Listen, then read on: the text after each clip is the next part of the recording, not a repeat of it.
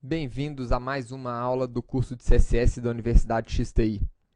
Hoje estudaremos sobre background.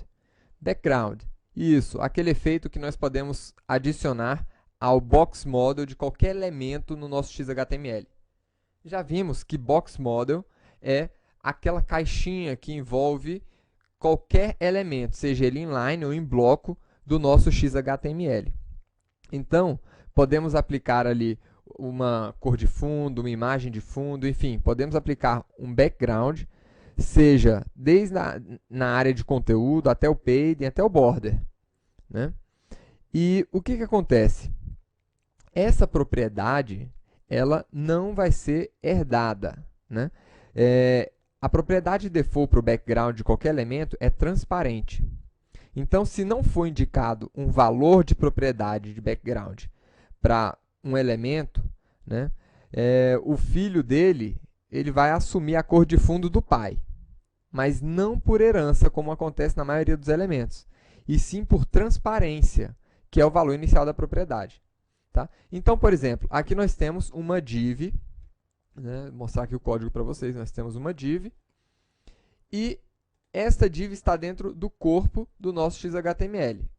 Se o corpo do meu XHTML fosse cinza, automaticamente essa div receberia a cor cinza também, mas não por herança, e sim porque nós estaremos vendo, na verdade, o fundo ali do corpo, porque a propriedade default de background desse elemento é transparente. E quais são as propriedades para a gente estilizar os fundos? São essas aqui do lado. É o background color, background image, background repeat, background attachment e position. Né? Nós já vimos um pouco de cores no curso de XHTML. Lembrem-se que o curso de XHTML é um pré-requisito para esse curso. Mas vamos voltar aqui rapidamente e vamos trazer aqui novamente aquela visão. Nós criamos aqui uma borda no nosso box model da nossa div, né? E colocamos aqui a cor preta. Existem outras formas de adicionar cor, né, ao nosso elemento. Vamos aproveitar já para utilizar a primeira propriedade do nosso background, que é o background color. Aqui nós poderíamos colocar tanto esta cor com uma palavra-chave, como nós fizemos aqui, mas nós poderíamos também atribuir a cor, por exemplo, com um valor hexadecimal, um valor RGB hexadecimal. Então, poderíamos colocar aqui 6699FF, é um valor válido hexadecimal, isso aqui vocês já aprenderam, né, em outras aulas. Nós podemos ainda aplicar um valor de cor de fundo com aquele padrão RGB e aqui aplicando já os valores, né? Por exemplo, poderíamos colocar aqui 125, 210, 90. Lembrando que o valor vai de 0 até 255.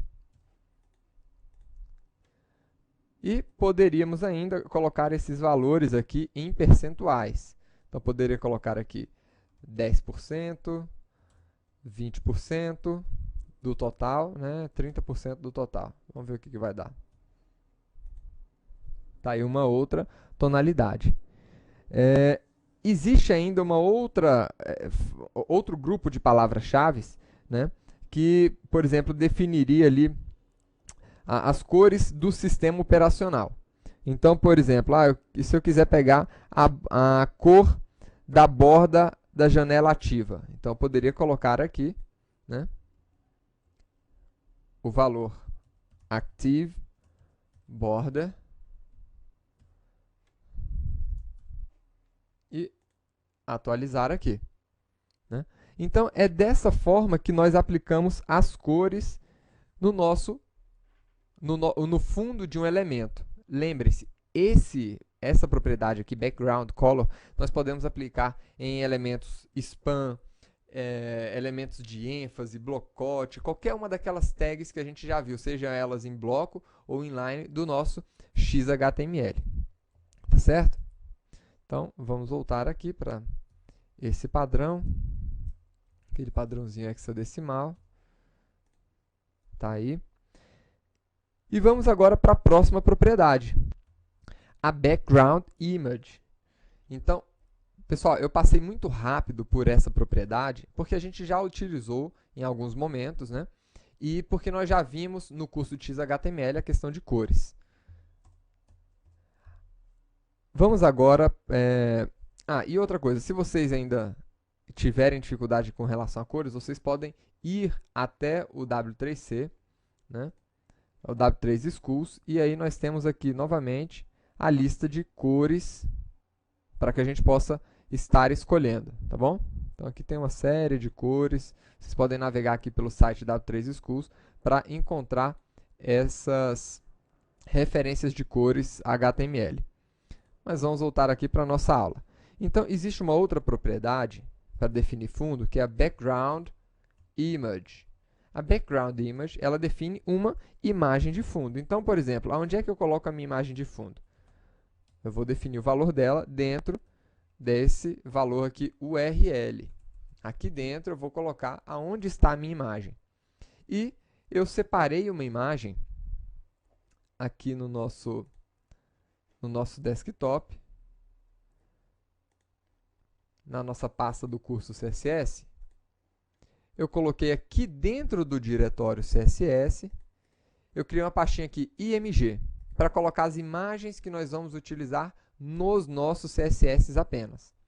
Então, utilizando aqui a referência relativa, nós podemos colocar aqui o endereço dessa imagem, que é, na verdade, IMG, que é o diretório lá dentro do diretório do CSS, barra echo.jpg.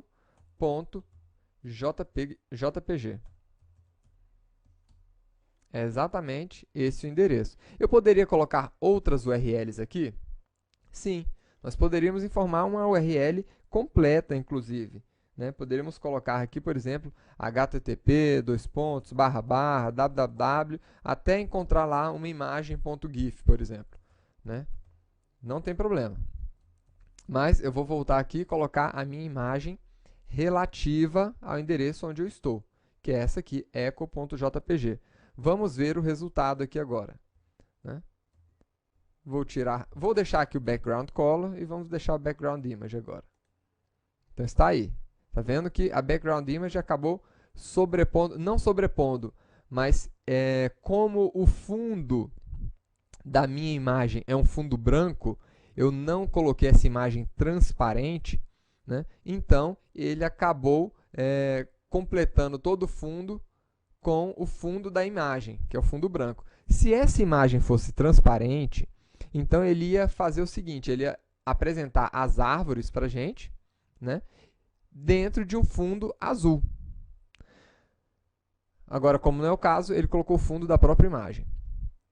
Agora, essa questão aqui do background image, ela pode acompanhar um outro valor de propriedade, que é exatamente a propriedade background repeat. Então, o que eu vou fazer aqui?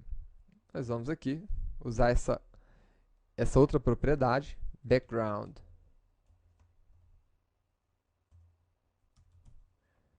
repeat, para informar se eu quero que essa imagem se repita. Então, eu poderia colocar aqui o valor, por exemplo, no repeat. É um valor que eu falo para a imagem não se repetir.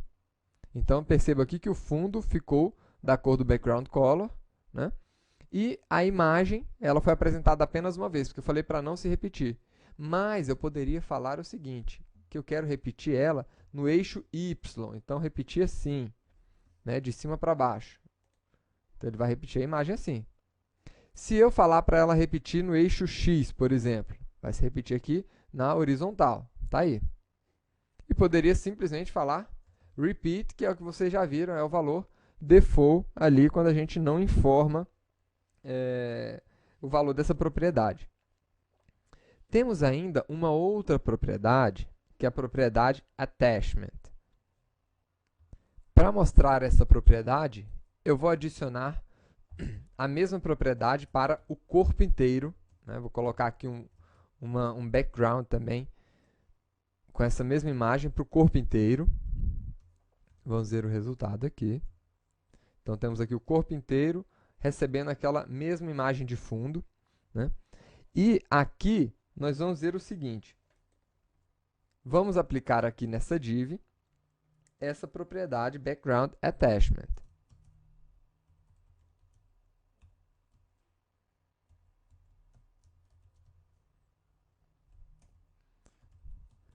E vou colocar o valor fixo, por exemplo. Então, percebam que quando eu coloquei o valor fixo, ele fez o seguinte, ele ajustou aqui o background da minha div, como se ele tivesse sido aplicado no corpo inteiro da página. Então, ele ficou alinhado da mesma forma que ficou alinhado ali o background do meu body. Agora, se eu não colocar aqui fixo, né, e colocar o valor scroll, por exemplo, aí ele já alinha, iniciando a aplicação dentro da própria div. Então, vejam a diferença. O scroll, ele começa a aplicação dentro da própria div e o fixo, ele começa a aplicação dentro da div como se ele estivesse aplicando fora da div. Tá bom? Então, essa é a diferença. E nós temos ainda uma última propriedade, que é o Background Position.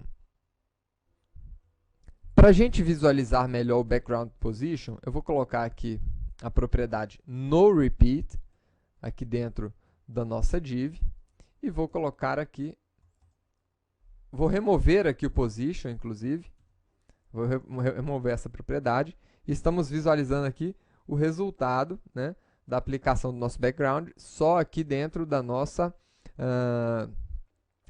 div. O que eu vou fazer aqui? Vamos colocar aqui o background position. O background position, a gente pode definir aqui a posição por valor, por palavra-chave, por exemplo. Então, eu poderia colocar aqui um exemplo aqui, left top. O que significa isso? Left, à esquerda, top, acima. É exatamente a posição que ele já se encontra. E se eu tivesse colocado aqui center top? Ele vai centralizar a imagem no meio. E se eu quiser centralizar, então, à direita? Right top. E nós temos ainda outras possibilidades. Eu poderia colocar aqui no centro.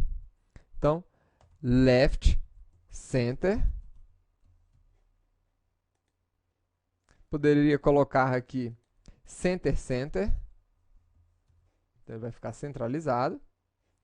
E poderia ainda colocar aqui right center. Então, tá aí.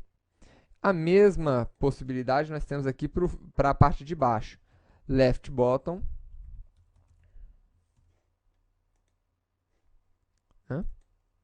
Center e right bottom.